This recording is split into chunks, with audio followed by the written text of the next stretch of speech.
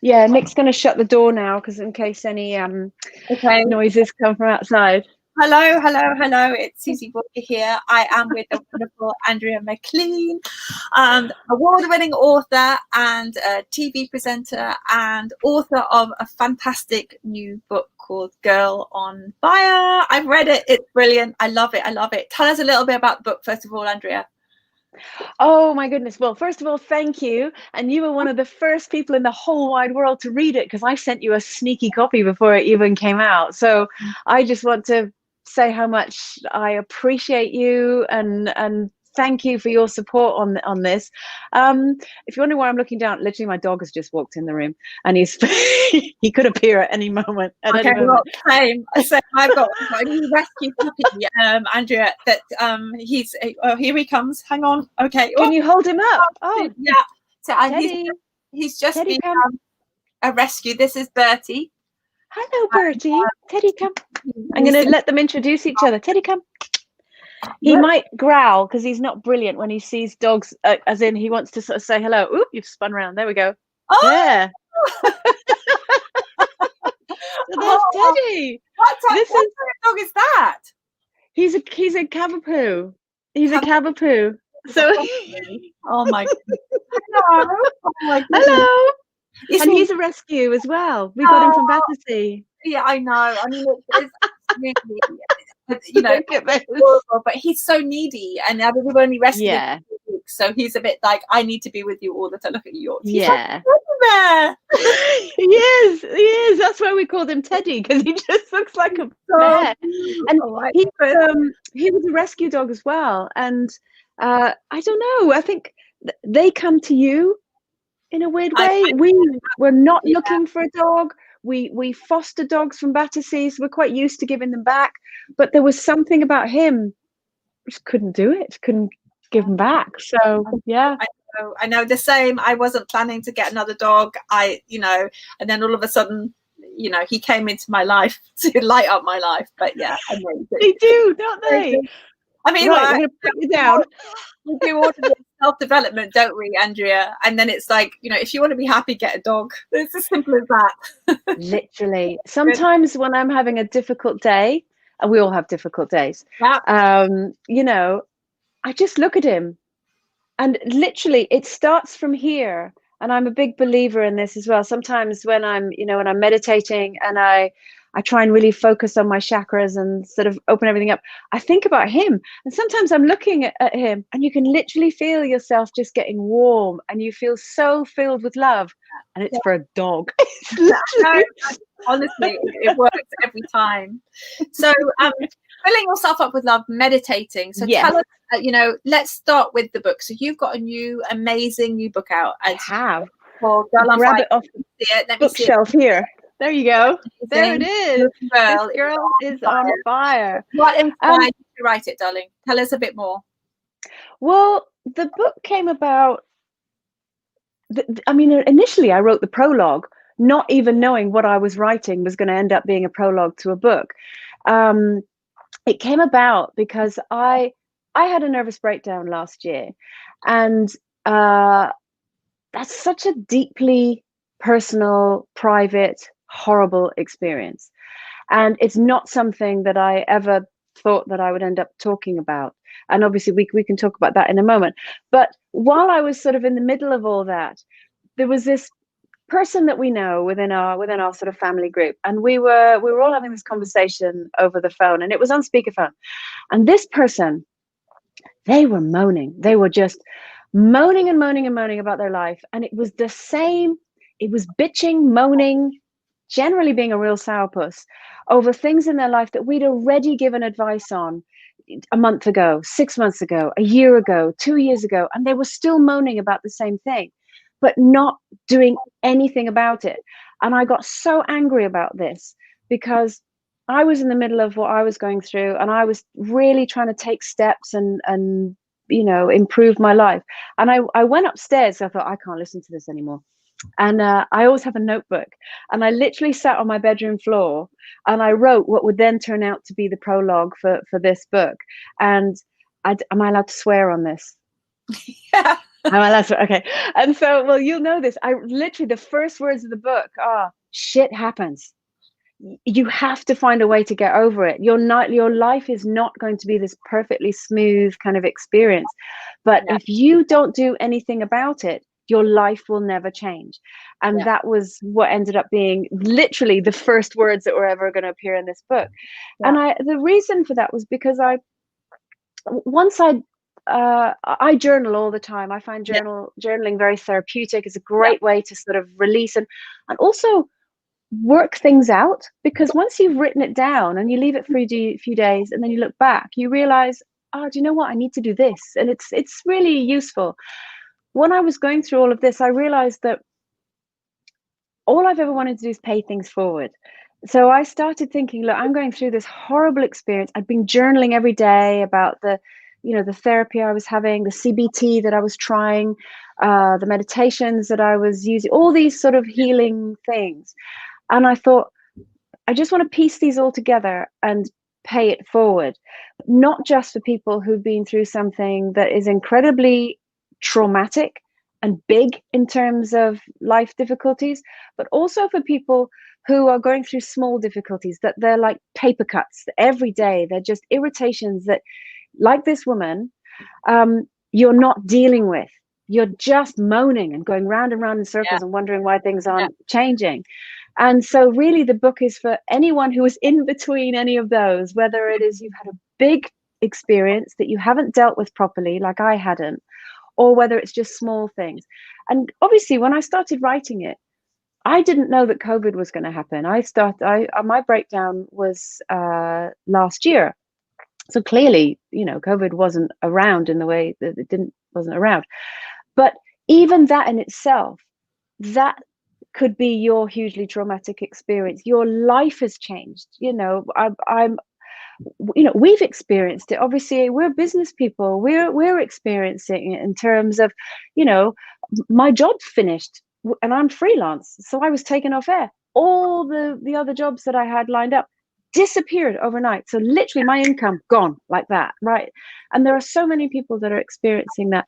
Clearly, there are people who are experiencing anxiety, overwhelm, yeah, um, grief, overcoming the loss of a loved one. There's so many things. And I think that unwittingly, the book is for anyone who is experiencing difficult times, whatever they may be, just to help you piece your thought processes back together. Because there's not one thing that will make you feel better, no. but the one thing you can do is start to take control yourself. I mean, what you're saying is that kind of mindset, isn't it? It's that, I mean, the problem is when we get kind of overwhelmed by the emotion, and then Yes. we feel disempowered. We feel like we can't do anything, we can't change anything. And when you're feeling really lousy, when you're feeling really low and really down and really anxious, it can feel impossible, can't it, to kind of take an action. So where do Yeah. we start? How can we very kindly and gently start to kind of feels like turning the boat around, doesn't it? It does. So where do we start with this? How can we do it kindly? That's such a great analogy, because it is like a tanker, and a tanker, like one of these huge long boats. Apparently, they take about 15 miles to Yeah. turn a corner, something like that. My brother And used that's to what. drive them, Oh, okay. so Is it it does. about Yeah, 15 yeah, miles? Yeah, it's something like that. yeah, And that's what you have to remember is, if you were driving a tanker, you can't think, well, it's going to take 15 miles. There's no point turning, because you'll just crash into something. You're yes, going to have to make the decision yeah, to turn at some point. yeah, And I think that's what we do. We think, well, I can't turn because it's so huge. And actually, if you keep that vision in your mind of a tanker keeping going, what are you going to do? You're going to crunch into something. yeah, That's not going to do you any good. So you might as well start taking steps. How does a tanker turn? Really, really incrementally slowly, so slowly that you can't even see it until eventually its course has changed. What I would say to that, and this is from experience and also through knowledge from much wiser people than myself, but also through personal experience, we're constantly told, look at the bigger picture. Don't look at the bigger picture. The bigger picture is so huge. yeah, And also, 90% of it probably doesn't concern you, in so much as there's nothing you can do about all of that. Look at the smaller picture. What is it within your immediate vicinity? And by immediate, it could just be within yourself, within your own brain, within your own heart, within your own home. What changes can you make in that way that will incrementally make your life a little bit better? I think, you touched on people feeling overwhelmed and anxious and powerless. And I know this from my own experience. That comes from feeling out of control, that everything is too big and too dark and too scary and too much to try and overcome. So what you have to do, and again, I know this from personal experience, is think, right, what can I control in myself? And the simplest thing that I would say to people, and it's so ridiculously simple, grab a piece of paper and a pen and write down 5 things that make you happy. You might think, well, that's utterly ridiculous. How is that going to help? I'm in a financial crisis. I'm in this. Don't think about that stuff. Just right now, think of 5 things that make you happy. Yeah. Nick gets really cross when this comes up in conversation, because when I did this myself, I was having CBT. I was literally crying. I looked like Alice Cooper, the scar down my face. And the therapist said to me, grab a piece of paper and a pen. I'm like, ugh. I didn't write him, which is terrible. He gets more cross and I still don't. He's here. He's sitting in the room. But at that time, the things I wrote down were walking a dog and feeling his joy. Because there is nothing more beautiful than when you take a dog for a walk, you get out in the fresh air. It's what I was doing this morning. That's why I literally came screeching in and just made in time. This glow is sweat. Walking and seeing their ears flapping. And there's something so simple about taking him or her out and feeling their joy. All they want is to get some fresh air. Sitting in sunshine, that was another thing on my list. Just that moment when you raise your face to the sun, and it doesn't matter whether it is autumn, winter, spring, whatever. It just that feeling of some sunshine on your face, that lifts your spirits. Making my garden look beautiful. Gardening is so therapeutic.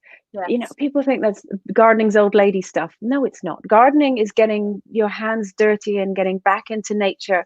And there's something so incredibly simplistic and powerful about planting something and nurturing it and taking care of it and watching it grow and trimming it back and looking at it and thinking, I did that, because you're not thinking of anything else at that moment other than gardening. Yeah. And gardening is very different to decorating. And I've always been really into interior design and all this sort of stuff. And the great thing about that is, you paint a wall and put a cushion. It doesn't change. It stays the same. The difference with gardening is if you don't look after it, doesn't matter how much you love that plant, it's going to die. It's going to, if you don't water it, it'll keel over. And actually, we're the same. You can't just paint us and put a cushion there and then that's it, you're all fixed. You need to keep tinkering away at it. And I think that's what we forget. We think, oh, I'm good now. I'm good. I read that book. I'm fine. So that would be my sort of first thing. Write down a list of things that make you happy. And then think, why am I not doing that? And just find ways to introduce that into your life. That's why this morning, like I say, crazy busy day yesterday. Went for a walk this morning. I have 100 things I need to do today. And I put them to one side and went, no, I need to go for a walk. I need some fresh air. I'll do all them when I get home. And I'm really glad I did. Yeah, I mean, this is the thing. There's always a million things to do. There's always a million things, but it's being able to, what you're talking about to me sounds just like, self-care practices that will really support and help you. So, I mean, you're feeling really overwhelmed. You're feeling, it may be that, the COVID piece or whatever it is, or you're worried that you're facing some really dark stuff in your life, so you can start taking the baby steps. But I know with the Girl on Fire, you also have a really big vision to empower 100 million women to love their lives. It's a fantastic vision. So we have alongside, we have the baby steps, like what can you do now to make yourself feel better, but how can you also be inspired by a vision that makes you kind of light yourself up, that you can go, okay, this is what gives me purpose and meaning. Psychologists are such a big fan of this idea of purpose and meaning, as well as baby steps. So how do we connect with a vision for ourselves? How do we do that? Say it out loud. It's so scary. So scary. I can remember when, you know, when I first launched the website, thisgirlsonfire.com, and we, you know, it was initially, it was a blog, and it was just me again putting out information to make women feel good. It's all I've ever wanted to do. Is when I was young, it was help friends, and then as I've got older, it's, you know, it's helping women, and also younger women and any age women.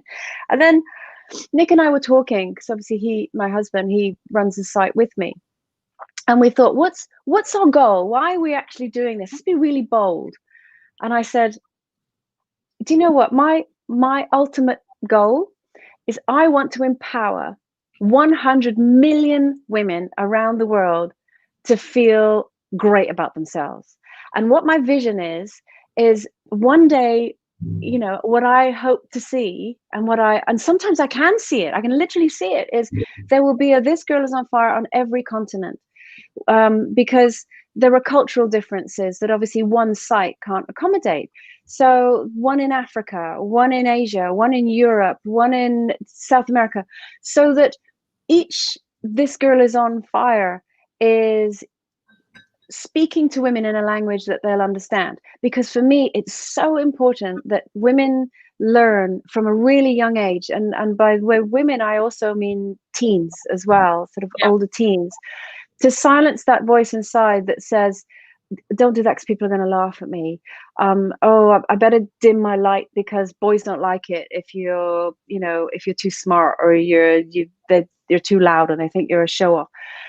There's something that happens in puberty, and somehow women are told, do you know what, turn yourself down a little bit because nobody likes a show off.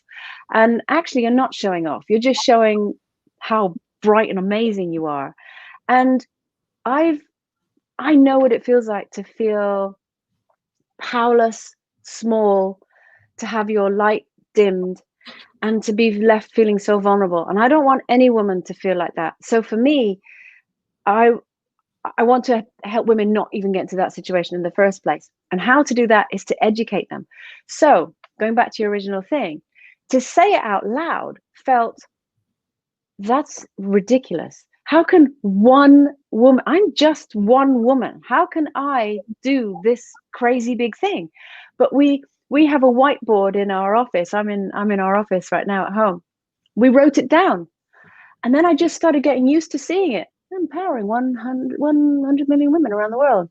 Yeah, all of a sudden it didn't seem so crazy because I'm seeing it every single day. And then we made the step, we're going to put this on the website. I'm actually going to announce it to the universe rather than just, you know, in our office quietly.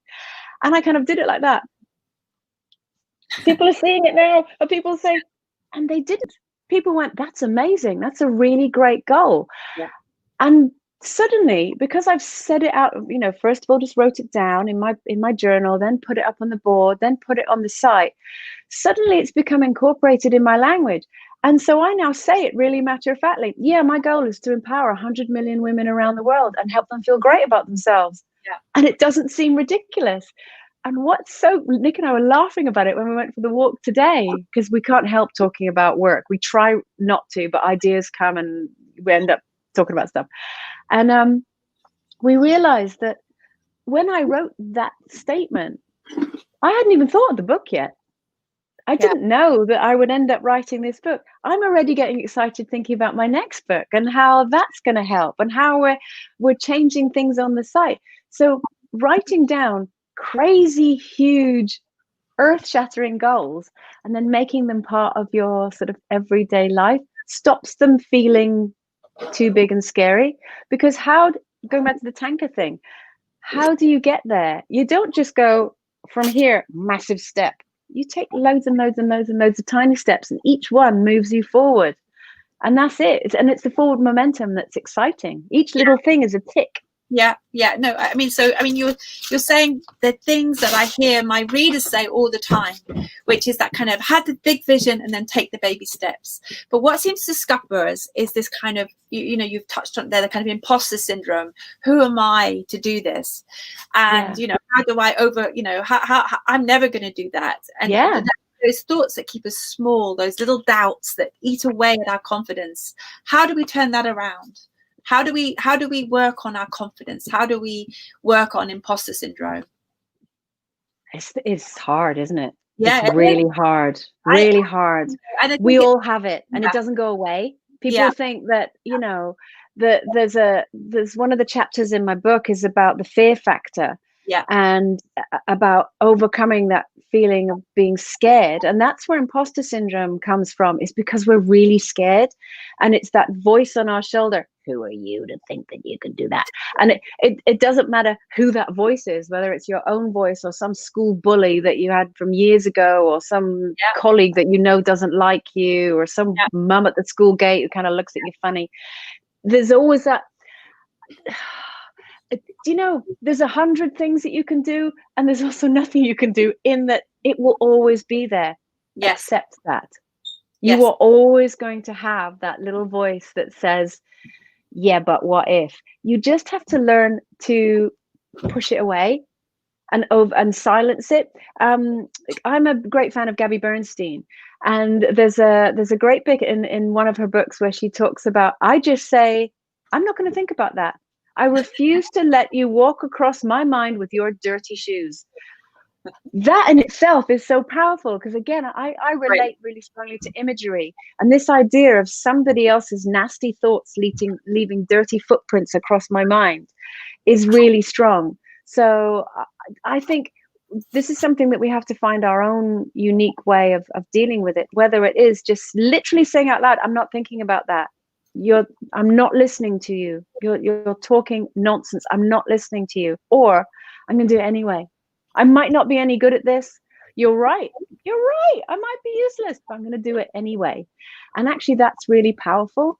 And I think that, all these horrible mean girl thoughts that we all have, because we talk to ourselves in a way that we would never talk to anyone else.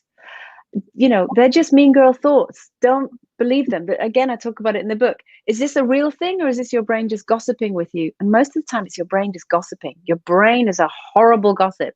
So just shut them up. Shut them up. I think the message is, though, is often it took me ages to realize that I thought it was just me that thought that. I didn't realize that everyone thought that. And then it was so liberating to understand we all have those thoughts. It's completely normal to have that. But then it's finding your own unique strategy, isn't it? To whether it's, a phrase like the Gabby Bernstein, I'm not going to let that, those footprints of somebody else's mean girl thoughts go over my thought. No, I'm not going to have it. You're going to let somebody else dictate how your life is. No way. Absolutely no way. So so as you say, everyone will have their own methodology of overcoming that, but there is a way of overcoming it. You don't need to listen to the mean girl thoughts. You really don't. Why not? It's like having a friends, isn't it? You have maybe a group of friends. If that group of friends were mean, horrible, toxic, you wouldn't have anything to do with them. So, you want to walk into a room of friends that have got your back, that believe in you, that are, can have a sense of humor, that can just josh you a bit and inspire you and motivate you. That's what we want inside our heads, isn't it? Not the kind of we're so over. That's what your book is about, isn't it? That's what it's about. It is. And I when I write any of my books, when I write anything, actually, whether it's articles or my books or whatever, I don't write them for thousands of people. I write them for one person. I write them for you. And when I'm writing, I literally imagine I write as I speak. It flows out of me as if I'm having a conversation. And I imagine I'm literally speaking to you as I would, as if we're sitting down having a conversation. And how I would speak to you is, I'm funny, I'm sweary, I take the mickey out myself, I'll take the mickey out of you, but I'll also say, that's not really working though, is it? So why are you doing that? And I'll ask you questions, and I'll really nicely pull you up on a few things and say, well, why do you think you're doing that? And this is what the book is like. Nick and I, again, we were talking about this morning. Sometimes where you see a chef on the telly and then they go, and I've got this cookbook and it'll teach you how to do amazing Italian. And you go, I love Italian. Great. So you buy the book and you go, that looks brilliant. And you put it on your bookshelf and you never open it. And you go, I wish I could cook Italian. You've literally got an instruction manual and you don't use it. when it comes to this book, buying it, going, that looks nice, and putting it down is not going to change your life. Reading it and going, yeah, okay, and putting it down is not going to change your life. It's the same as having a conversation with somebody and going, yes, really good advice, and not doing anything is not going to change your life. You have to do it. It's called Yeah. self-help for a reason. You have to do it yourself. But it doesn't mean you have to do it kind of po-faced and like instructions.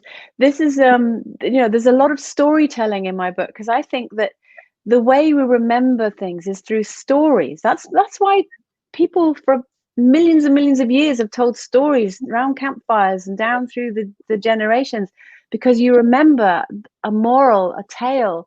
And for me, the reason that I've been so open about my stories is because that's what you would do in a conversation. And you might be walking along and think, God, yeah, Andrea McLean went through this time. What did she do? She did X, Y, Z. Right, I'm going to try and do that. Yeah. And again, it's that kind of me too. I've Me struggled. too. Yeah, and there is a way out. I mean, what we say always at Psychologies is the darkness exists. Do you know what I mean? It's not, people, talk about positive psychology and happiness, but of course, we all feel down, we all feel low, but you don't have to stay there. There are ways to, not straight away, it's a journey, but you don't have to stay there. There is a way out. There are ways to transform. There are ways. I mean, some of our readers have gone through the most horrific, have struggled with the most terrible losses that you think, how would you ever survive that? But they've found ways, and there's not just one way, there's millions of ways to do that. And that's what the book is full of. It's full of different new ways to find, and if it resonates with you, then find a way. The one thing with the last question before you go is that procrastination. So you're right, we've got your book and it's full of great, amazing sort of stories and great techniques and tips and ways out, but then we procrastinate. I'm not going to. I'll just put it there. I'll look at that tomorrow. So, how do we overcome procrastination? How do we in the moment? Yeah, and then can I just say as well, procrastination is totally normal. We all do it. I love a procrastinate. We all do it. So first things first, don't beat yourself up if you procrastinate, because we all do it. First thing, do not beat yourself up anyway, because we cannot exist on a kind of top level, working all the time, being amazing, knocking it out the park every single day. That is not how life is. And visualize, again, I'm a very visual person. How do you know you're alive? Heartbeat. So you're going to have times when you're up and things are great and you're full of energy, and you're going to have times when you're down and you don't have any energy and things are terrible and not going your own way.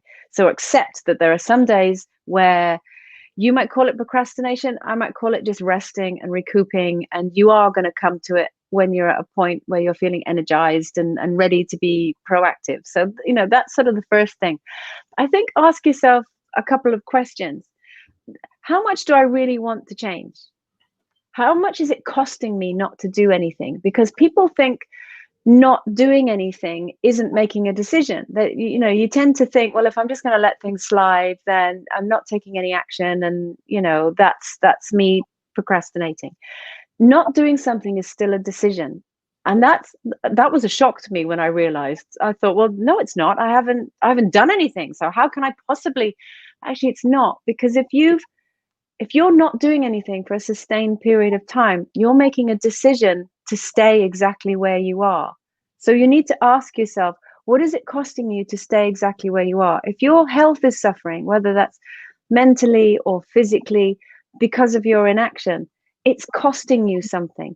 Sometimes we don't make a decision, or we procrastinate because we think making a decision to change is so scary. Other people aren't going to like it. It's going to be uncomfortable. It's going to be pushing myself out of my comfort zone, and I'm already so uncomfortable. I can't bear the thought of being even more uncomfortable. Ask yourself how much it's costing you to stay where you are, because actually doing something that might for a very short period of time feel scary, uncomfortable, whatever, that in itself could lead you to feeling so much better, so much better. So although there's comfort in your discomfort, because we all get comfortable in our discomfort, we kind of know where we are. You know, there's even the saying, better the devil you know. But actually, no, a moment of discomfort could lead you to feeling so much better. And remember what it's costing you to do nothing. It is taking a toll. You think it's not, but it is. It's taking a toll on you mentally and physically, and in romantically. It could be affecting your relationships in so many other ways. So I think bear that in mind. I think it's that piece around the difference between the kind of comfort zone and the stretch zone, isn't it? And then there's the kind of complete freak yourself out zone. So it's that, you know, it's trying to not freak yourself out, because often people make a leap and it's too much. It's too big. Too big. Flat on your face and you think, oh, I can't do this. So I love your kind of approach of baby steps, and to turn the tanker around, as you said earlier, is just start making some decisions. Maybe get in touch with the bigger vision. What do you want, the big vision for your life? And then start today, right now, what are the steps that you can make to start changing the direction of where you really want to go. People talk all the time about having huge goals, and I have huge goals, but actually you need to set your goals. They're your someday goals. You need to have your today goals, and then your tomorrow goals, and your next week goals. And if we just constantly aim for the one day goals, you will fall flat on your face. And then you think, oh, well, clearly that's not meant to be. But you've set the bar too high for yourself. I heard a brilliant bit of advice recently. I'm always open to advice. I listen to podcasts, I read books. I'm like a sponge. And basically it was saying, you need to set your motivational goals for when you're at your lowest. And I was like, no, surely you set them when you're at your highest. Good. No, you set it when you're low. What will I achieve when I'm feeling completely unmotivated, when I'm not energized, when I'm lying in bed? What is the best thing that I can achieve then? That's your goal. And it makes total sense. If you think about, like, in January, actually I don't do it in January because my New Year is in September, not January. My New Year is like the new school year with my new school bag and everything. I never do it in January. And you think, right, this year I'm going to do this, this, this. If you start off all motivated, I'm going to go to the gym 7 days a week. I'm only going to live on juice and water and, never eat another Jaffa cake. But as soon as you have a Jaffa cake and a glass of wine, you think, well, that's it, I've failed. You need to set it, what will I achieve when I'm at my lowest? And then when you do that one little thing, you feel so much better and you don't feel like a failure. And the weird thing is, you will always do more. Whereas if you set it too high and you do less, you feel like you failed. If you set it low, and you will always do more, always do more. So that's a top tip. Yeah, but it's a great tip, and it's setting yourself up to succeed, isn't it? And actually, that's really lovely. I've not been very well the last couple of days, some horrible lurgy, and all I did was sort of lie in. I'm living in a canal boat, lie in my cabin, listening to visualizations, and it was lovely. I feel like I've just had a massive reset, because all I've done is been listening to visualizations for back to back for 2 days. Wonderful. It was that thing of, oh, I'd forgotten the impact that can have on you, of resetting, of, reprogramming you. And I was like, okay, this is great. And, so I was thinking, when I was poorly and feeling so ill and I couldn't do anything, even then you can make yourself feel better, ways to support yourself in really great Totally. There's always something that you can do, always. And sometimes you do need to just switch everything off, switch your phone off. Top tip, switch your phone off. Do not go to bed with your phone. Leave your phone downstairs. Yeah, it's so true. It's true. Andrea, your book is full of amazing inspirational advice and your journey. Thank you. And it's thank you so much for joining me today. I know we've got some, I'm not sure that we're allowed to say, but we've got some exciting news coming up with Andrea in 2021, but maybe we're going to keep that a secret. But thank you so much for joining me today. Lots of love, Andrea. Keep on. It's inspiring people. You've inspired another 10,000 people, 20,000 people today. So you're 100 million. But keep going and keep inspiring us. Thank you so much. Thank you. And you're such a huge champion of mine, and I appreciate it, and I appreciate you. Thank you so much. Thank you. Love, my dear. Speak to you soon.